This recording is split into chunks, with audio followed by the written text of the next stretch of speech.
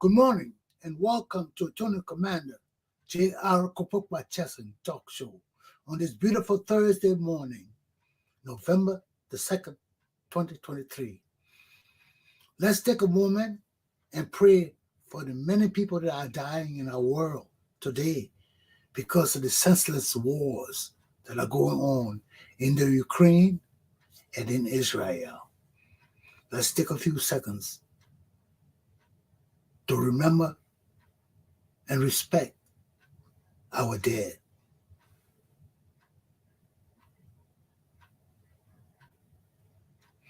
May their souls rest in perfect peace. My show this morning, before I even begin my show to talk about family, I will end my talk on family today. But before I even begin that, I want to address this gay right issue in Liberia and President George Manawia's signing of an international document declaring Liberia as a participant in gay rights when it is not a part of our laws yet. Now, I just want to clarify my point. I am not against gay rights. I am not against gay rights. But I am against the deceitful and forceful manner in which the international community and our government want to enforce gay rights laws on the Liberian people. This deceitful bullshit got to stop. Our leaders are deceitful already, we know that. They are deceitful.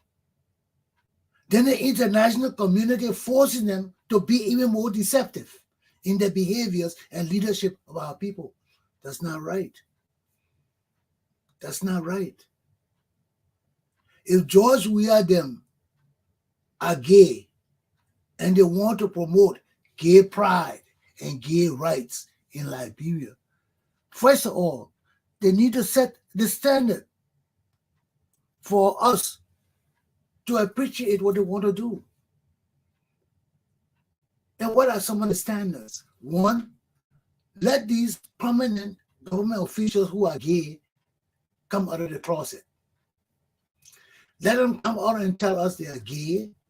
Why they think it is important for us to promote gay rights and pass a law granting gay rights in Liberia.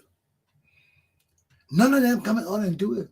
We hear George, we are gay. He not coming on and saying nothing or bye. We hear Robert Salif gay. They ran our finance ministry under his mother as a little prostitute institution for gays. Who has gays in our country? If we don't have no gays in our country, why would we pass gay laws? Why would we be fighting each other about this gay shit? Who are the gays in our country that want these laws to be passed? Come out of the closet, identify yourselves, and encourage us to pass a law. Motivate us. Tell us why we're going to pass a gay law in Liberia. But if all of you are in the closet, you're not coming out to the public to tell us you're gay and why we should pass gay rights and why it is in your best interest. Why should we pass gay rights? Why is the international community deceiving us and our leadership to pass gay rights when the people who are gays in Liberia are not coming out of the closet? They stay in the closet. You want to pass gay rights laws? Come out of the closet. Tell us why you want us to pass gay rights laws and how is it beneficial to our country and people. Please, that's my only point. So when you see me raising hell with these people in Liberia about gay rights and gay law, these deceitful Liberian people who want to lead us all the time under deceitfulness and lies, that's why. You want to pass gay law? Let all the gays come out of the closet, admit they are gays, tell us why they want to pass gay laws, and encourage us to vote for it, to allow our representative to give them the right to have laws that promote gay rights. But all of you are in the closet, or all of you are doing it promiscuously against the law, messing up our little children and things like that. Then you all want gay rights in the country? No, it don't work like that. Let's do it the right way. Let all these gays come out of the closet, admit they are gay, encourage us to pass a law to support their habits, and tell us why. That's how they do in America. You see all the government officials and everything we've been screwing around. They're coming out of the closet now because they want gay rights laws passed. How will it pass if you don't encourage and motivate us in our knowledge and understanding of why you want a gay law passed? We're not just pass laws because the white people say you'll pass law before you will get your food. You would take our morality for food. If any Liberian people stand for that, you people are condemned and cursed. Before for people to come and tell you, we'll give you food, screw each other in the behind first, and you do it, and you go put in the law for food. You know what Jesus taught us about food, right? You know how Jesus was fed 40 days in the wilderness, right? He didn't have food. Who fed him? He was fed with manna. Food from God. That you have compromised our morality for gay rights. I'm not against gay rights, man. That the people right to live. That the people right to have sexual enjoyment. I ain't going to stop that. I'm not God. Okay? God said, whatever you tighten on this earth, I will tighten in heaven. It's left with the church. That's a morality issue. I do the law. I don't do morality. Morality is for the church. Take it to the church. Okay, let the church tell us that gay right is permissible. When the church tell us that, then you bring it to the law and let the law pass it. But the people who want gay right passed in Liberia, and those educated and enlightened ones, got to educate us. They got to come out of the closet. You can't be hiding in the closet and you want gay law passed. How gay law will be passed when you hide in the closet? Come out of the closet. Tell us you are gay.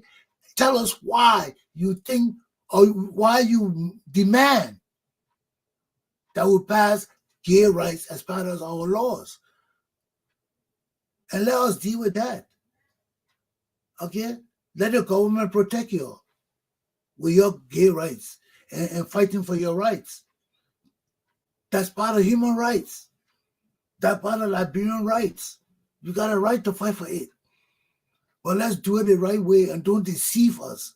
Don't mislead us. Don't misguide us. Don't misdirect us. That's all I'm saying. Okay? I'm done with this gay business. Let me take a break. I'll be back.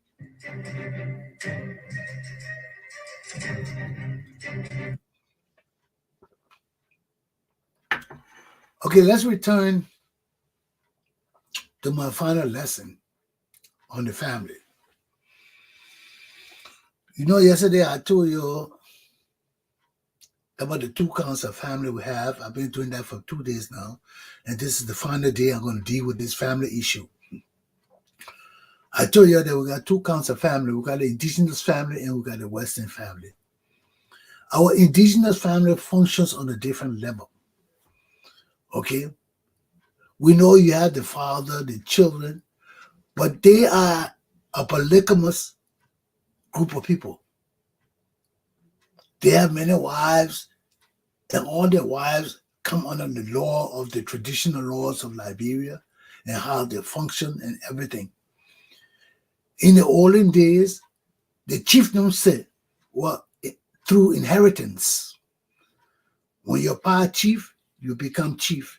That made it a powerful thing because that means that whoever became chief, they became chief through wars or conquests or something. They became chief, and everybody submitted to them. And when they die, the children take over the military for them, the country for them, just like Britain. You see, the Mountbatten, I think that the name, the Mountbatten of Britons,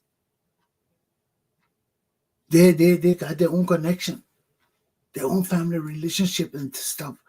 But the whole Britain for them through conquest in the olden days, when the family had army and military and they came and took over that area, and through that line of conquest, we have the king and queen today. The same thing happened in France and other countries, but most of them abolished their kingship and queenship. Most of them had rebellions. We saw the French, the attack on the Bastille and all of that. They had rebellions.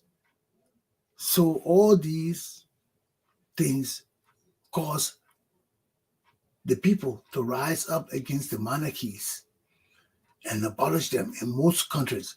But Britain kept a ceremonial monarchy. The monarchy is still powerful because the queen is still influential. The people still respect the queen and the king. But when it comes to running the affairs of the country, it's mostly the prime minister and the cabinet. Okay? So those are the people that run the country, basically. The queen and king may have input once or twice, but they're rarely more ceremonial than political. But the people still listen to them. Okay? So that's how it is with them. But in our setting, in our late traditional setting, it's not the same way no more. Or we did away with the traditional king and queen too. Why? Because the government wanted more political control over them. If we do hereditary lines of succession to the tribal lineages, it will cause trouble in Liberia. Certain people will feel they're more powerful than the government. Certain people that feel their family will follow them more than the government. It's even happening in Ghana, in Nigeria, and all the other countries. The government got to almost be like submissive to these big tribes. The tribal chief and all that thing, the government got to be in sync with them. They can't push them around. These are people through hereditary traits and roots. Their father were kings, they are kings. And they're no small thing in those countries. The tribes are millions of people, hundreds of thousands of people. So when the chief call a meeting or something like that, the tribe together, he's not calling small people together, man. Just imagine, Nigeria alone got 80 million people. How many do you think people in each tribe? One tribe may have 4 or 5 million people. The whole population of Liberia will be one tribe in Nigeria. So when you're dealing with those kind of people, you got to be in sync with the tribal leaders because they are powerful too. You see? And that will cause wars in this country. When the tribal war starts, then government go to intervene, then you have a commotion of BS. Leadership is hard. Leadership is hard. So let's go back to the family. So we got our traditional family. They function on the traditional line. In that group of family line, we don't have too many political and social problems. We don't. Because these institutions have been set up from time immemorial and they know how to govern themselves. Okay, the chiefs and the elders understand how to govern their clans. So we just monitor them through our traditional laws in Liberia. That's why in Liberia we got more laws than America.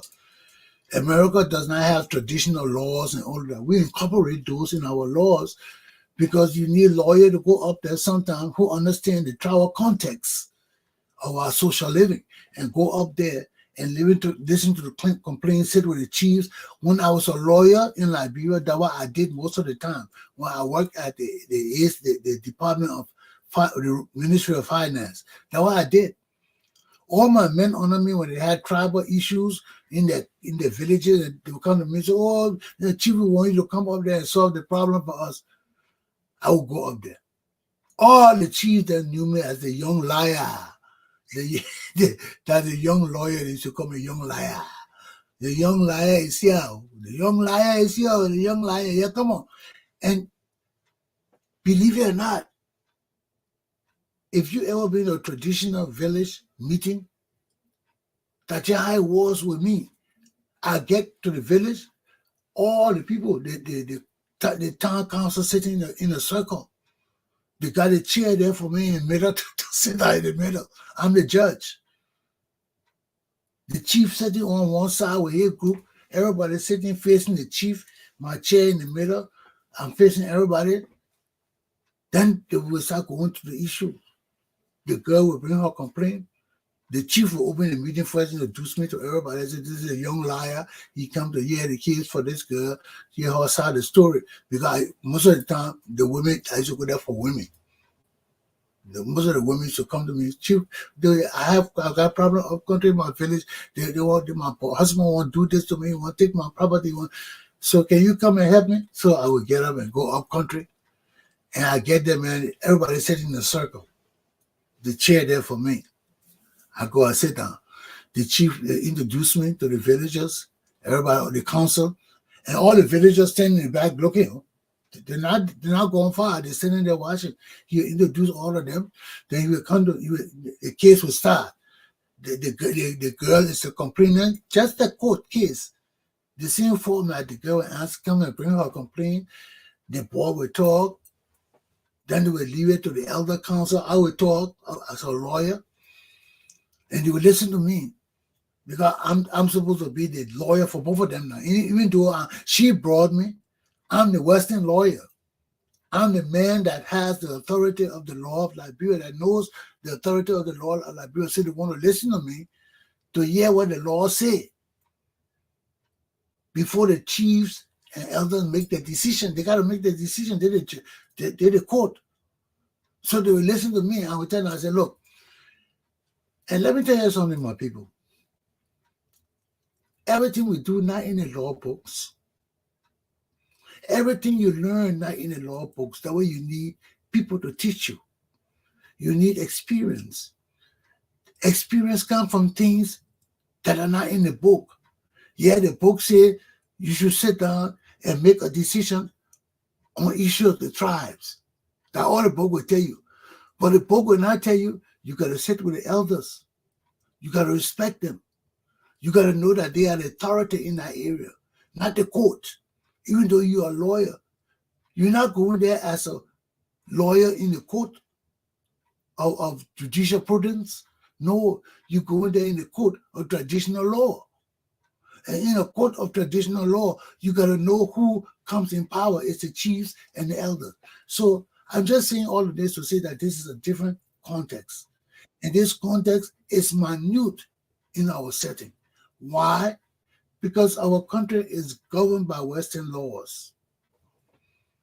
We respect traditional laws for traditional people.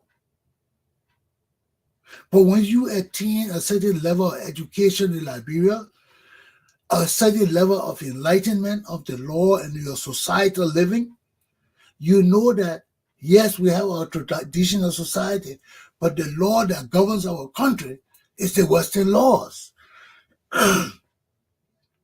And the traditional law is only effective in traditional settings, in the village, in the town, far away from the city, where you don't have no courts and no judicial setting. The people are not educated mostly in Western ways. They're mostly educated in traditional ways, the bush schools.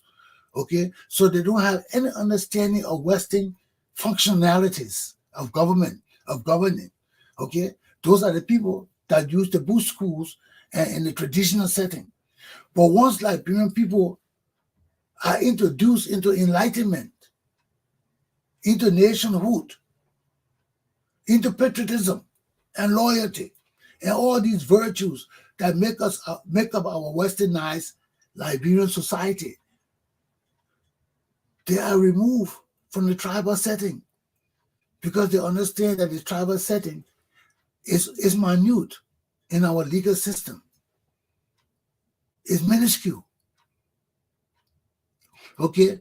When we're talking about real law and property ownership and all of that, you go to the circuit court. Because not even the circuit court does not even recognize the JP courts. The justice of the peace, the magistrates court, all the courts, the circuit court don't recognize them. The government recognizes them as participatory legal practitioners in the system of governance of our country, the political aspect. But when it comes to the legal aspect of our country, our courts only recognize the magistrates and things for peacekeeping measures.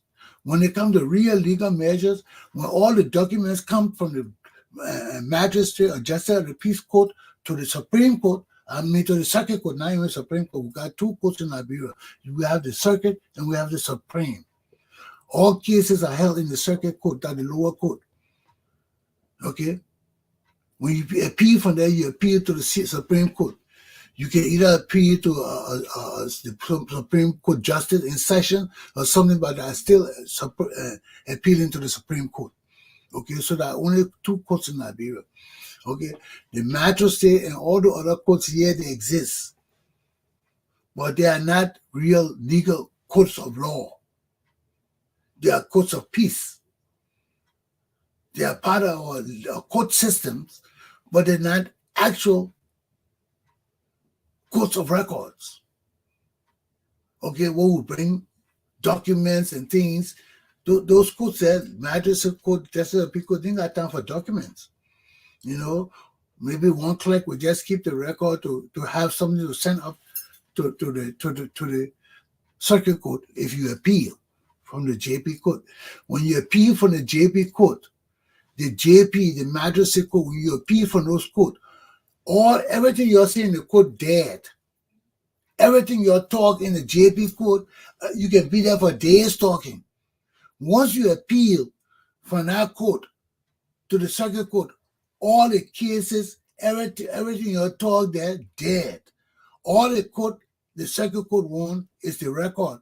Who sue who, for what? That's all they want. They want hear all where you talk. They want nothing but that. Because those courts are courts of no records. Okay? So let's go to the family now.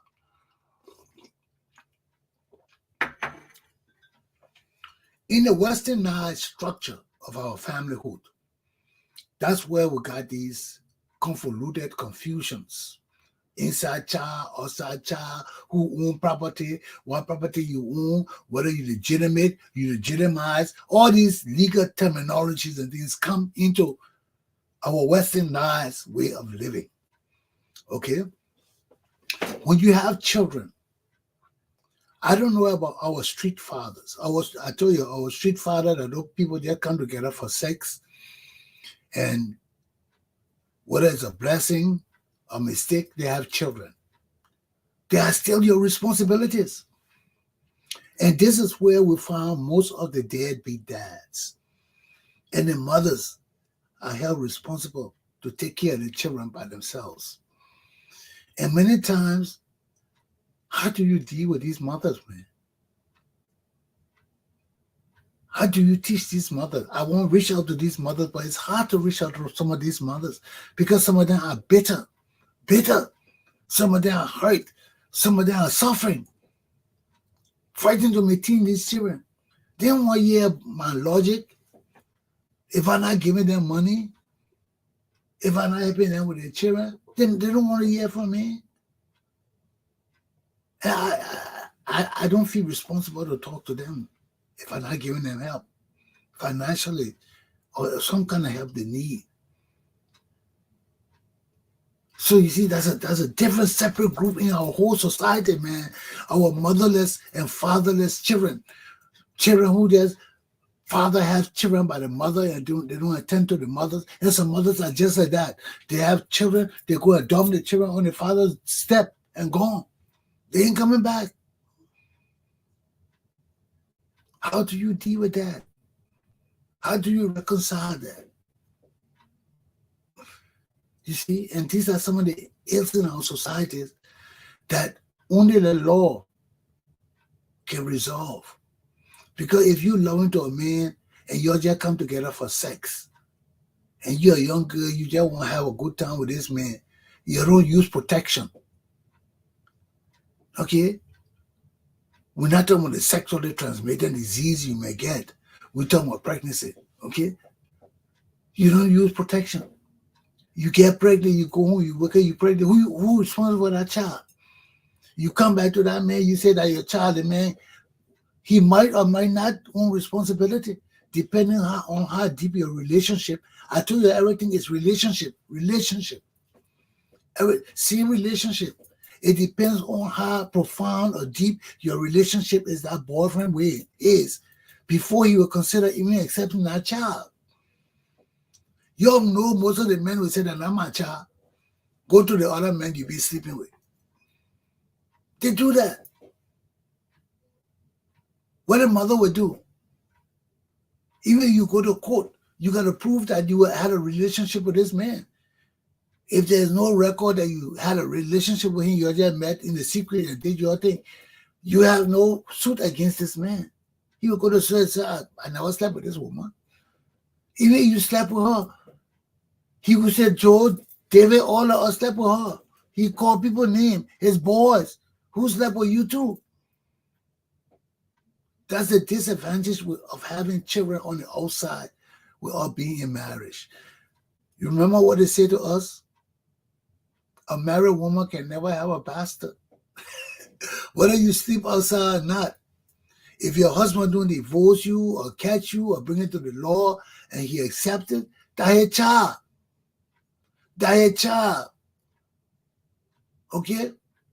You gotta accept the child.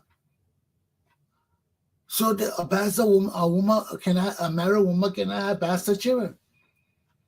So unless you detect it and want to make a big yo-yo and disgrace your family and your wife, then you bring all those things in. So the most challenging group when it comes to family are our unmarried people. It's challenging because that's why it depends on the families. You got to raise your children the right way to understand nothing wrong with going out and having children.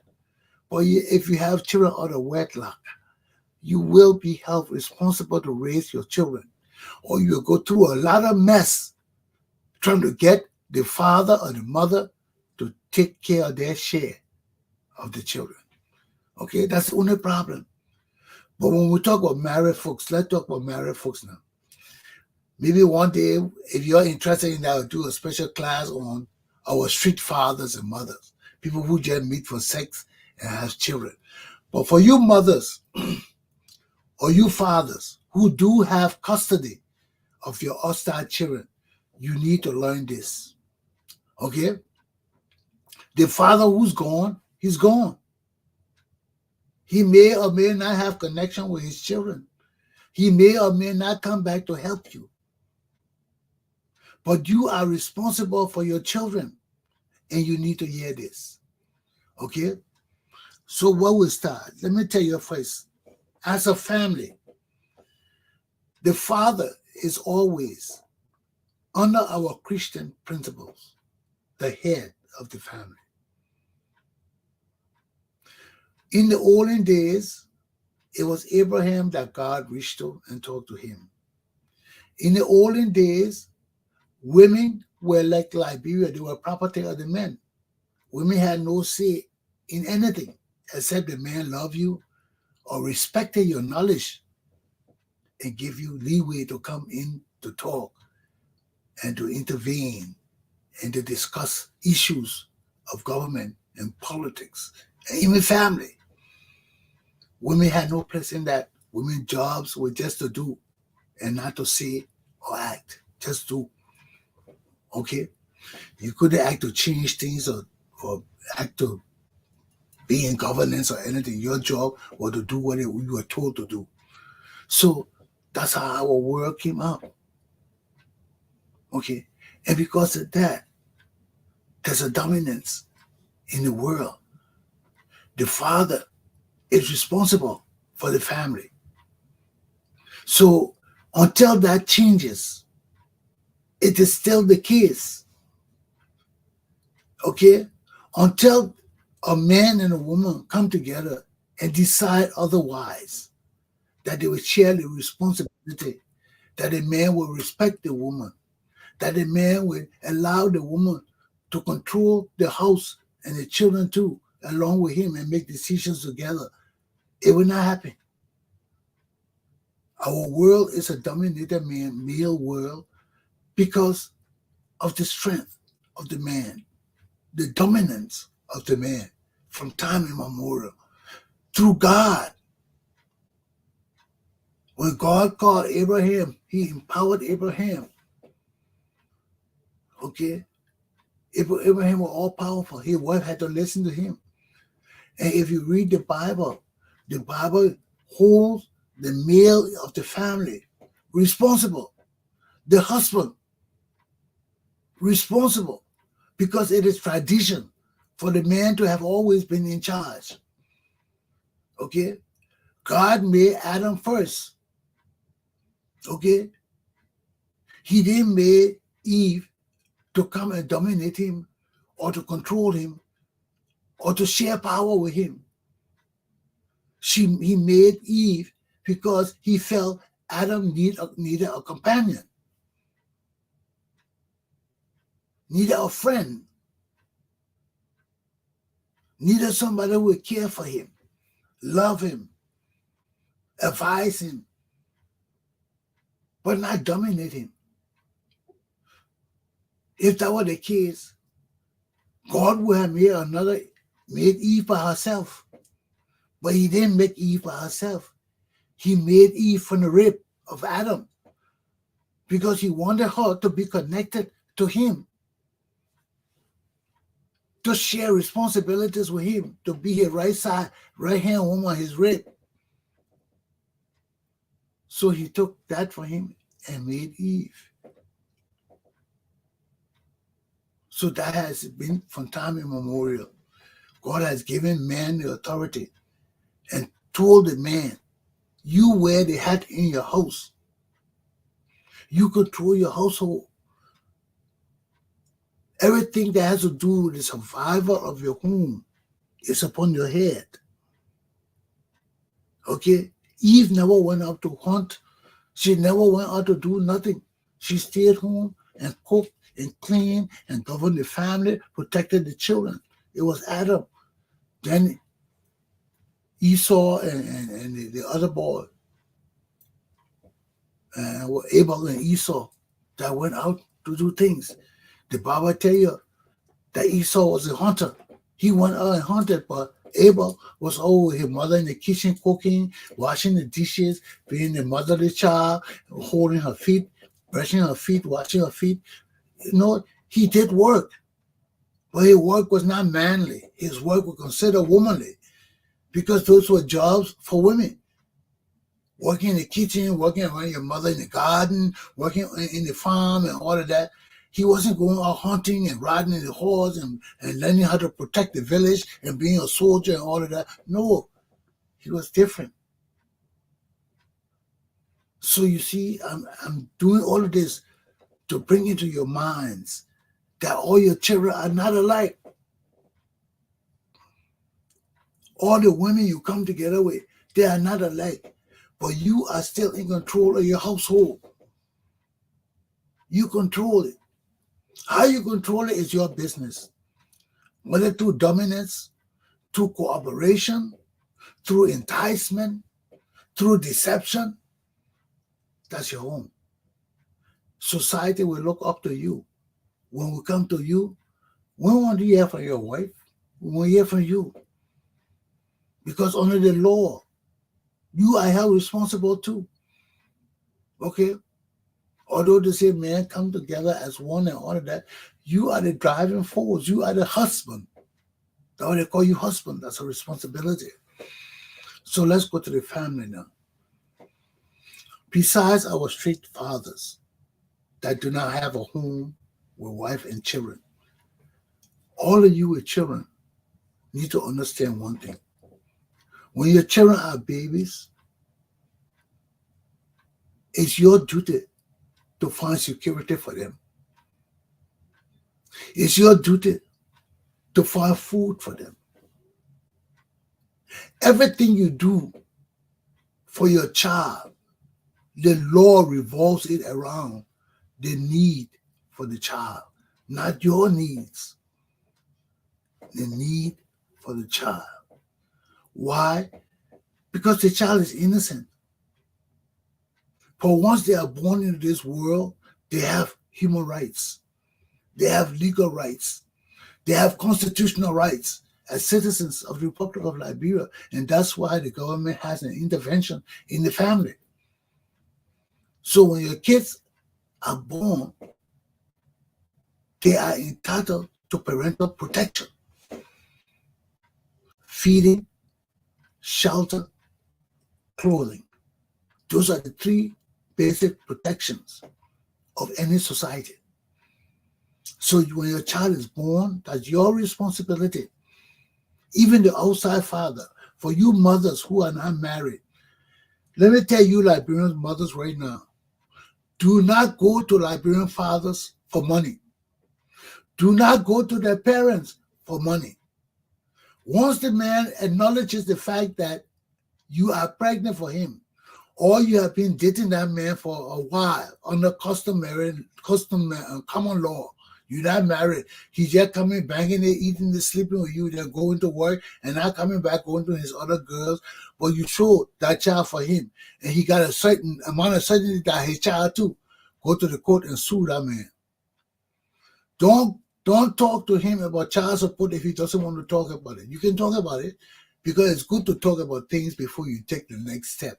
There are always procedures in doing things. Okay, you single mothers, sit down with your husbands and your boyfriend thing and talk with them about supporting your children. And let them know off the bat that you go into the court.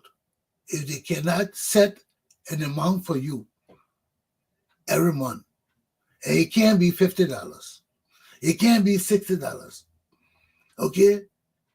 You got to calculate how much it costs to take care of your child each month. Okay?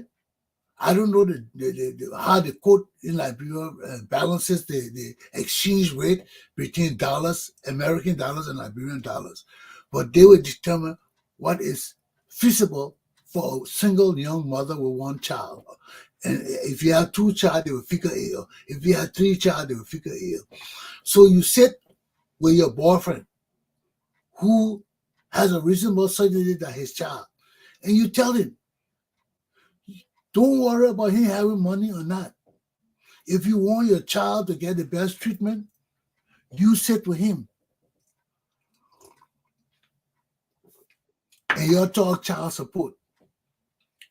And the child support cannot be less than what the courts will offer you.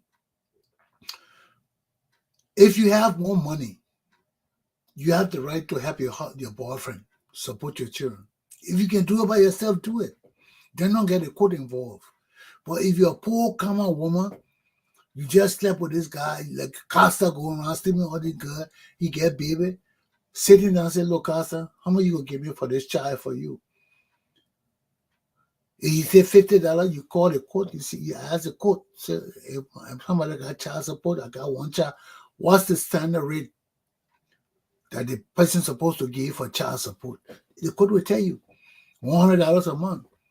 True, and you go back to Casa and say, Casa, look, the court said $100 a month. I can't live with all $100 a month.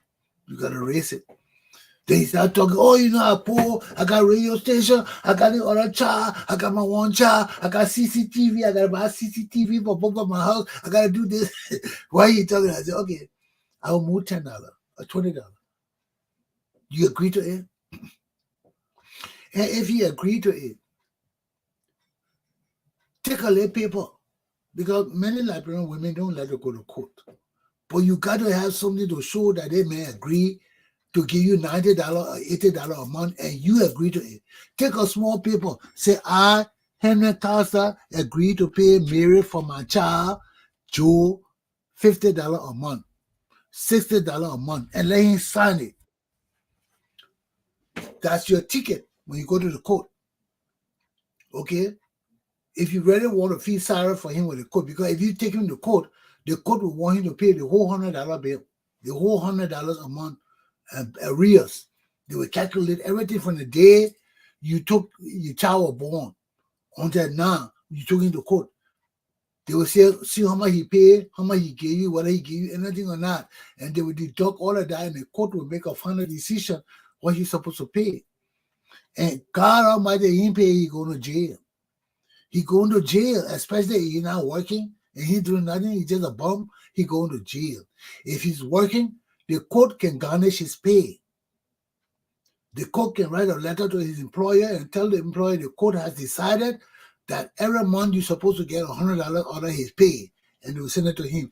You will never have to see that man no more if you don't want to see him, because the office will send the money to the court, or they'll send the check directly to you. Whatever the court decides to do, they will do it. Okay? So that's how you take care of those deadbeat fathers. Sit and talk with them, then sue them. It can't be about love. Okay? It can't be about pride. If you want your children to suffer because their pa are deadbeat and you love him too much, that's your business. Okay? If you love him and he loved you, he's supposed to take care of his children. He's supposed to try to take care of his children. If he can't do it, let him make an effort. But God forgive those fathers who don't make a single effort to take care of their children. They will be punished. You see, and that's how it works. So for you who got your children and taking care of them, you got to remember one thing. Talking to your children is essential. You must talk to your child. You must sit them down at least once a month as a family. Once a month as a family. If you're a Christian, you know that every Sunday you got to get together and pray and communicate with God. That's one thing. Sunday meeting with God is different from family meetings. You got to separate it. You cannot have family meeting when it's church time. Okay? Every Sunday, that God time. You're not coming together for 4-5 hours. You're not coming together for 3-4 hours. You're coming together for 30-40 minutes in the morning. If you all say grace together, the family, make sure a family that prays together stays together. Okay? That will guide your children into learning the Bible, into asking questions about the Bible. That's what you do on Sunday mornings before you go to church.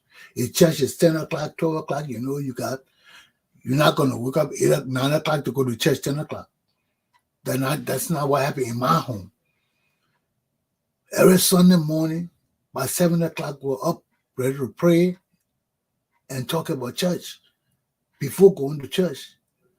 Okay, when we come back from church, when you finish eating, we usually have Guru Sharma, who was a great bishop for the Episcopal Church.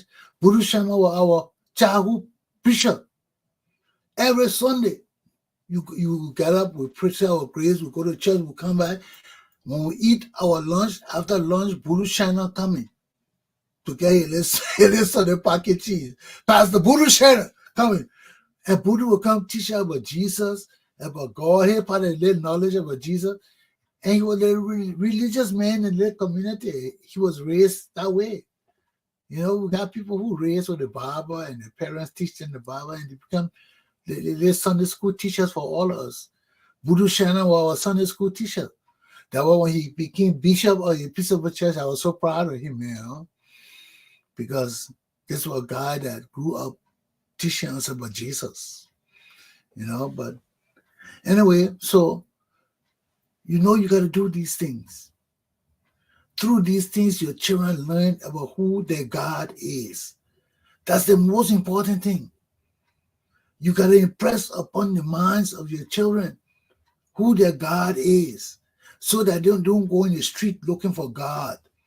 They don't go in the street doing things other people tell them to get lucky with girls or to get lucky with money. No, those are things that bring bad luck to your family. When your children are not educated in their religious teachings. And that one thing my father didn't do to us, man. He did it partly. He did it partially. You see, by the way he was able to impart the knowledge to us about the Bible, he didn't do it like that. And that's where the relationship between the father and the children come together. The man and your children. When you start teaching them about the spiritual powers, the spiritual strengths, things that people can't see, those things that you need to teach them or other people will teach them. That's why the family is important. Bringing your family together every Sunday, to pray together, and it's hard when we have outside children. You see, in our Christian faith, it is hard when you got outside children to bring your children, your family together, because the Christian belief follow a different principle. One man, one woman. No outside children after the marriage. Before the marriage, it's acceptable. After the marriage, no. So if you're a man going around having children, you disadvantaging the rest of your children. You really disadvantaging them because they will not learn from you like what they're supposed to learn from you, except you're a man to bring all your family under one hut to learn from you. But if you're not that kind of man and you marry under our Western laws, you will never share that kind of benefit and love with your children. You will never do that with all your children. Why? Because you can't bring your outside children into your house. So you won't be a tribal man. Follow the tribal rules. Don't be a Christian.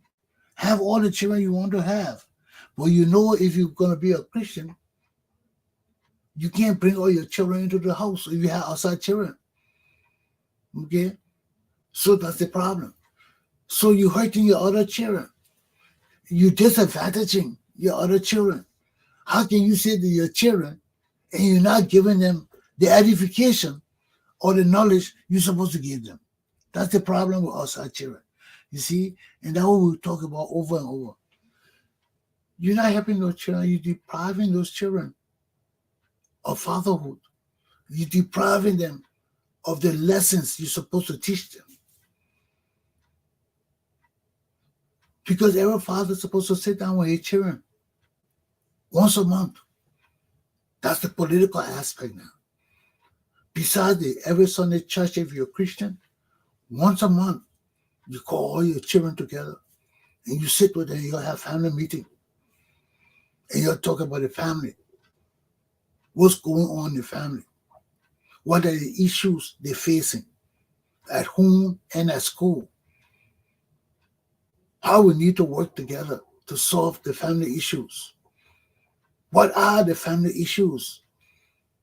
What's the wealth of the family? You start that from small with your children. You don't wait till they get big to start calling them, say, hey, come on, let's have a family meeting. Let's sit down and talk. Because that's your family. If they don't know what you're doing, if they don't know how to run business for the family, your family will fail. Your family will fail. And you got to be strict with your family, man. You see, family property is not for when you die. When you got family property, it's not to hold on it and be mean to your own children until you die. No, that's why you have family meetings to teach them what they need to do. Everybody knows their responsibility in the family. What father holds you to do during the week for the rest of the month until we meet again. You got to do that. Especially if people having different children all over, and you got to let your children know that when they come from different mom, when you all come together, the different mom has no impact on the Chesson family or on the Costa family or whoever family is. When you all come together as a family, all your mothers stay outside. Where they say, where they think, how they think, does not come into the family business. If you got different mothers, we come to discuss our family business. what we're going to do, how we're going to do it, how we're going to relate to each other, and how we're going to protect each other. That's what family is for. But when you come to a family meeting and everybody coming with their mom behind them, with their mom in their ear, telling them what to say in the meeting, what to do, that family will never come together like my father's family. Because all my father women want to interfere with my brothers and sisters and how they interrelate with us, each other. So it can't work. All of them come together not trusting each other. How you work with your own brothers and sisters, they don't trust you. Their mom and sisters and people from different relations telling them how to protect themselves among their own family people. How can that work? It can't work. So it's a duty or a responsibility of the father. That's why Jesus Christ made us the head of the family. Because two captains cannot rule a ship. The ship will sink. They will fuss. They will fight. Okay? That's why you got husband and wife. Two parents cannot rule a ship. You got to have one with more dominance and more power than the other one. Okay? Even when if they agree, if they are both educated in the same level, if one do not come to the compromise that this is my husband, I will be submissive to him, they will have problem. Two captains cannot rule a ship. If that's how the marriage is, it will disintegrate into nothing. Because the woman can't fight the husband can't fight the wife. Somebody got to understand that, hey, I love this man. He's responsible for the family. He's responsible for my protection. Yes, I'm educated and all of that, but he's the man I chose to be above me. You got to understand that. It ain't got nothing to do with women's rights. Oh, no. It got to do with coming to live together, forming an ideal of peaceful coexistence. You got to form an ideal how to live in peace. Okay, you don't want a woman who will be antagonistic to you every day. You tell her A, she tell you B. You tell her C, she tell you D. You don't want that kind of woman. You get tired with her. If you're fussing every day, it's not peace in the home. You want to leave. So the first thing you must understand is your children are the foundation of the family. Educate your children. Sit with them once a month. Talk with them about the family. Hear all the issues. Tell them how you feel, how you think they can solve their problem, how the family can work together with you to solve the problem. These are the foundations to building a family. Okay? So then when you go from there, you start extending the family. Because you know that not only your family, you got brothers, sisters, you got relatives who are extended families. How do they fit into your family as a family? How does your grandmother fit in? How does your grandfather fit in? What are their beliefs of family? Did you all get the same training together? All of that matters in family. All of that matters. You see? Because if your family alone getting that knowledge and education that you imparting to your children and your other siblings are not, you got to encourage them to do the same so that they and your children can be on the same note when it comes to family. Understand that there is nothing wrong with having family meetings. Yes, if you can meet with your own family once a month and talk family issues and talk the problems, you will see how expansive and encouraging it is for you as a father. Instead of forcing your will on the children, listen to them, your talk, their family, hear everything. You see how things will change because you get to know your children better. And they will get to know you. Okay? And pay attention to them. Okay? You get to know the stars, the weaknesses they have, and they can be strengthened. Their weaknesses can be made strong, but you, the father, got to guide them. Okay? Even if you can't guide them, You know, even if you alone cannot guide them, find somebody in the family who can come sit with you once in a while and talk to the family and talk to the children with you. Nothing wrong with that. That's what family is for. Not all the time you want money, money, money. Every time you give me money. No, invite them and say, hey, man, I can't talk to my family for me, man. Can't talk to us the way you talk to your family. And let them know we all one. We all united and they should be strong. I would do that. I will come sit with your family and talk with them and tell them what they need to do and guide you in what you need to do to help them. You know, all of us don't have to have big families and things like that, but we've been through the process. We know what will good for us and what will be good for your children.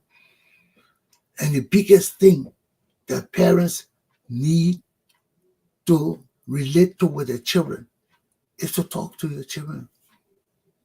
Talk to them. Find out what's wrong. I wish my mother would have done that to me. My mother never talked to me. All my life, I met my mother when I was 12 years old. From 12 years old until my mother died, she never talked to me. Because in her mind, all I wanted to talk about was how she left me and how she did this. And that wasn't even on my mind. But she was scared to talk to me because she felt she had to answer questions for her life to me. I didn't care about that. But she didn't give me a chance to explain. Every time I said, Mommy, let's talk. Oh, no, leave my house. Yes, that's how it was.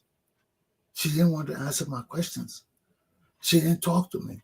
Can you imagine living with a woman almost 30 years and she never talked to you to find everything my mom said about me to other people, she never knew because she never talked to me. She go tell people, oh, Rodney don't like this, he don't like that. How you know that? You never talk to me. You never ask me anything. You just assume that I didn't like things. I never bothered to correct her because that's insanity. That's insanity. You know? You never talk to me. How you go around saying Rodney did this, Rodney don't like that, Rodney. So all the people who follow her, they were like crazy to me too. You know? Because you got to talk to your children.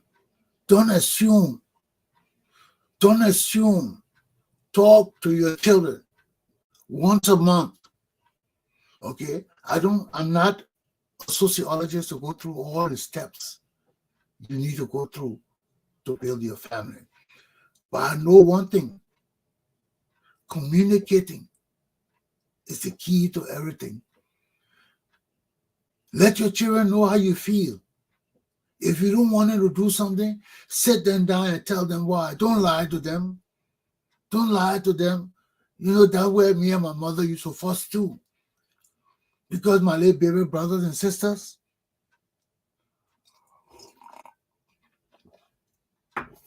I told you I wasn't raised by my mother. So there were certain things my mother didn't know how to do with my brothers and sisters. And one of it was whenever they had to go on school trips, they had to come home with a paper and the parents had to sign it for them to go on these school trips. Whenever my whenever my late brother and sister wanted to go on a school trip and my mother didn't want them to go, my mother would come up with a story to them that she had a dream that the school bus had accident or that something happened so they shouldn't go. And she would pass that by me to hear what I got to say. And when I tell her that was wrong, you can't lie to the children. You don't want them to go, say don't go. Tell them why you don't want them to go. You don't think it's safe. Let them get mad, let them proud. But that's your responsibility. But when you lie to them and tell them all these things about dreams and convoluting spiritual and lies, it confuses them. It takes them away from the Christian values. It's another way of deception teaching deception to the new generation. And we so fuss about that because I didn't believe that was right. But anyway, my class is done for now. But all I got to say to you in closing on this topic and everything is that you need to talk to your children occasionally, constantly, because they are learning from people outside every day. Every day they leave your house and go to school, they are learning something new. Every day they go to the gym, to the YMCA, to the field, they're learning something new. And only you can guide and protect them in the right way. So it's up to you to lead your children the right way. And I will leave you with this. Talk, talk, talk to your children. Don't deceive them. Tell them the truth as it is. You don't want them to do it, say don't do it. But don't be afraid of them. Don't be afraid to tell them the truth and guide them in the right way. And Tony Commander J.R. Glapohkpa Chesson, class is done. I went over a little bit today, but I had to do to end this topic. I'm glad you all hung up with me, hanging in there with me, whoever it is. And I'll see you all tomorrow sometime. Take heed and govern yourselves accordingly.